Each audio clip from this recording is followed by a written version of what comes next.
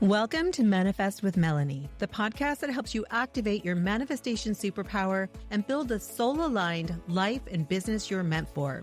I'm your host, Melanie Mishler, equal parts woo-woo, neuroscience, and strategy. And each week, I share proven tools and raw talk to help you step into your full potential life. Are you ready? Let's go. Hello, love, and welcome back to Manifest with Melanie. As always, I'm so happy that you're here with me today. So next week is my birthday, July 2nd, which also happens to be the exact midpoint of the year. I don't know if you knew that was the exact midpoint. I think usually we're just thinking the end of June, the end of quarter two. But I love that my birthday falls on this date because it's such a powerful moment to pause and reflect and kind of take stock of my year so far and where I'm headed and kind of the hiccups that have come and things like that. So not just in the obvious ways, like with the calendar goals, but also on a soul level. So every year, I really love to spend my birthday alone, kind of doing this reflection practice. And next week, I'm actually doing a live event, not on my birthday, because I don't work on my birthday, but on the day before, on July 1st. I'm going to take you through this process that I do every year. So it's really fun, and it's a great way to reset your year if you're feeling frazzled or like life just lifed you and we're like, fuck, how is it already July? So before then, I want to just have a real conversation about goals. Not the cute goals, not the New Year's goals that we made and, kind of fizzled by mid-March. Not the strategic ones that look good on a spreadsheet or sound impressive to our friends, but I'm talking about big goals, like the seemingly impossible ones, the ones that stir something deep in your gut and might keep you up at night. And honestly, the ones that just scare the shit out of you. And to do that, I want to share a concept that I learned from one of my great teachers, Bob Proctor. I always love sharing my teachers with you. So you've probably heard his name before. He was an incredible personal development and manifestation teacher who he recently actually passed away. But I started studying with Bob about 17 years ago, and his teachings changed my life. One of the things I liked most about him is how simple and practical he makes these big spiritual ideas or esoteric kind of woo-woo stuff. Because some of my mentors, like my favorite mentor, Neville Goddard, he's really deeply esoteric and philosophical. But Bob, he was like all business. Corporate suit energy, no fluff. He had this very grounded, no BS way of teaching very, very woo-woo truths that made sense, especially to people who didn't identify as spiritual or who didn't really think of themselves as, quote, manifestors. So anyway, I digress. If you don't know who he is, you should go check him out. But what I learned from Bob, it didn't just change how I set goals. It changed what I allow myself to want and desire. And that shift that he invoked in me, it might also change something in you too. So what Bob taught me is that there are 3 types of goals. He called them A, B, and C goals. And A goals are what you already know how to do. There's no stretch. There's no growth. It's just basically checking boxes, kind of like a to-do list. And then B goals, this is what a lot of us set on New Year's, like when we make our New Year's resolution. They might feel like growth, they might feel like progress, but they're realistic. And these can be things like lose 10 pounds, increase my revenue by 10%, spend more time with my family. But here's the thing, those aren't goals. They're plans. They don't require you to become someone new. They don't stretch your soul or your identity. And I honestly used to live there. That's how I would make my goals.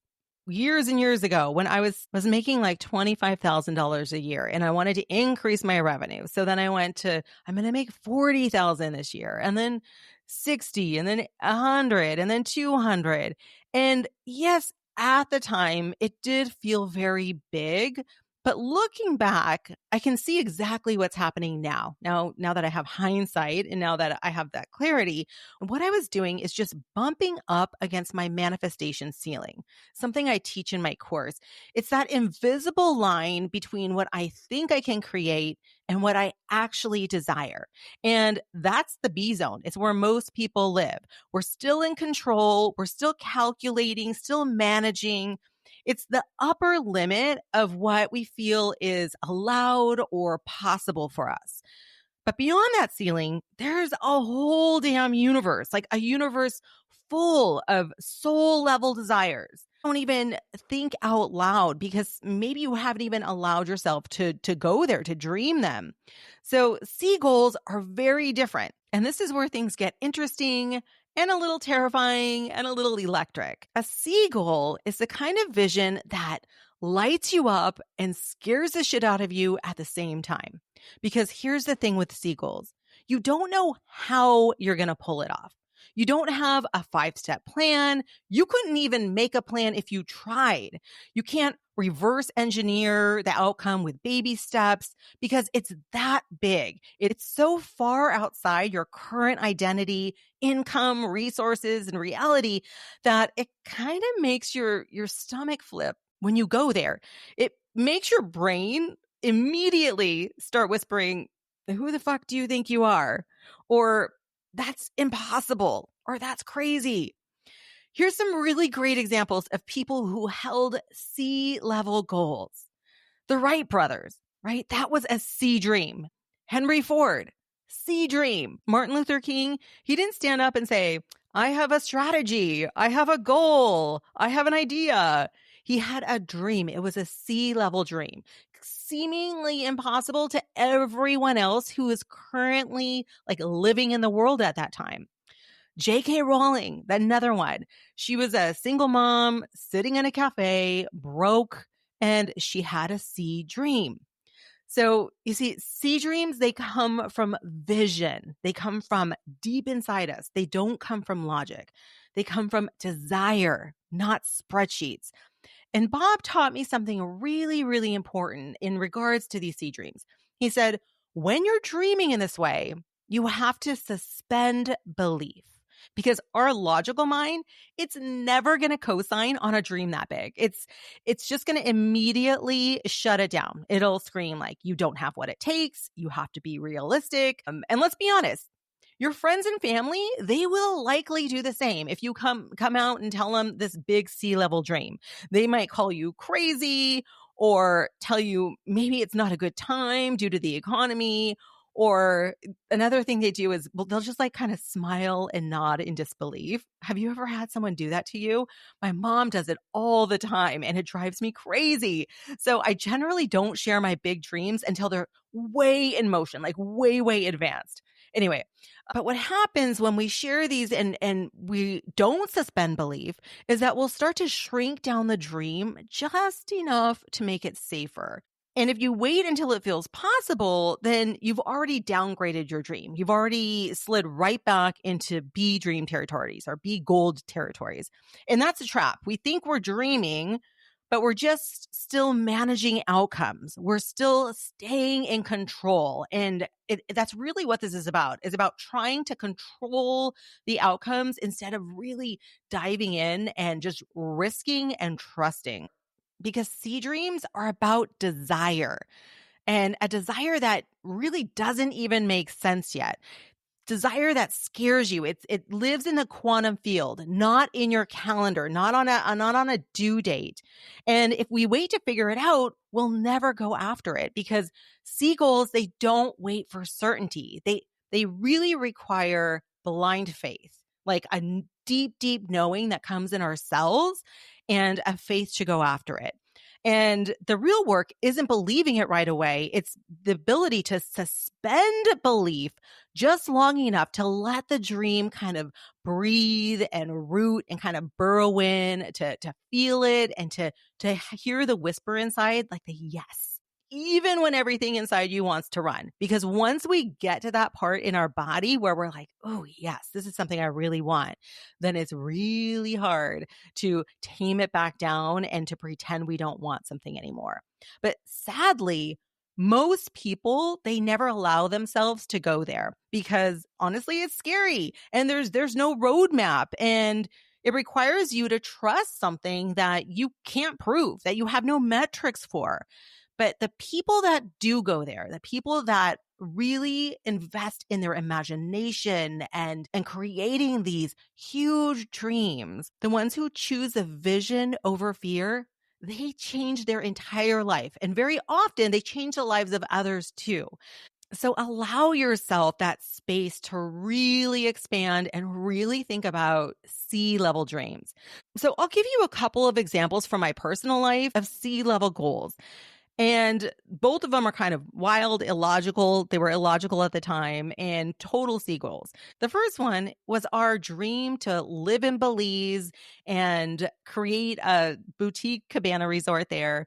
So that dream, it started off as pure fantasy. We didn't have a plan. We didn't even know where to begin. We didn't know how we were going to do it. We didn't know even if it was possible to do it. But we had this dream to split our life, to live between Belize and California so that we could be there for the winter and the summer and then just come back and work a little bit in our businesses. And then we had the dream to build this boutique cabana resort. And again, we had no idea how to do that, but the vision dropped in. And once it landed, it really kind of took root and it wouldn't leave us alone.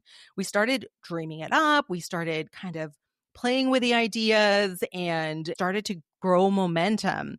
And then we were told the land that we needed for this little resort that we're building, that it would never be for sale. We owned one parcel and we needed the other two. And we were told, never, it's impossible. You can never buy it. Door slammed, like it felt totally impossible. And honestly, it was by logical standards. We should have just said like, all right, let's go on to the next thing. But that's not what sea dreams do because we couldn't stop feeling it. So I kept holding that vision. I kept feeling it, letting it stay alive, even though everything around us was saying like, no, or this isn't going to work, or you need like way more money, all kinds of things. And eventually the never for sale land, it came up for sale and things began to kind of fall into place very, very magically. That's something that we could have never anticipated. And that required us to suspend belief long enough for that dream to stay alive. And now here we are a few years later building it. Like we're actually in the process. We're standing in the middle of that dream that felt so huge and so unreachable at one point. And let me give you another one. My husband, Andy, has recently had this huge dream, sea dream, of manifesting a sailboat and sailing around the world. And I'm not joking.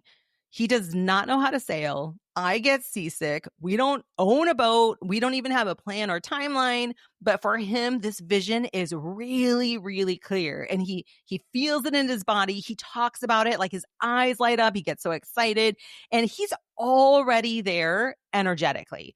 And it's not really logical. It's not necessarily a smart goal. It's not something you'd write on a vision board at a networking event because we have no idea how this is going to come about, but it's real because sea dreams, they don't wait for certainty. They don't wait for plans. They arrive fully formed and they ask you to believe, they ask you to invest and to say yes before it makes sense. And I've seen it happen too many times now to doubt it. So when you hold a dream that big and you're willing to suspend belief, the how starts to reveal itself. Things start to organize themselves, like synchronicities happen, all kinds of stuff happens. So now once we're done building up the boutique cabana resort in Belize, I'm sure we will be off to sail. And I'll let you know how it goes because that one is his vision to hold, since nothing sounds worse to me than being seasick for weeks on end. But I'm doing all kinds of things to try and figure out how to not be motion sickness. I've got these silly goggles. I got like the wristbands. I got all the things. Okay, love. So as a fellow woman doing this messy, beautiful work, I want to ask you, have you let yourself dream a sea goal yet? Dream a sea-level dream, not a polished, Pinterest perfect version. I mean the one that keeps whispering to you when you're tired of playing small, the one that feels way too big to be said out loud. What if you just let yourself want it? What if you gave it air and space to breathe? Because that's where real manifestation begins.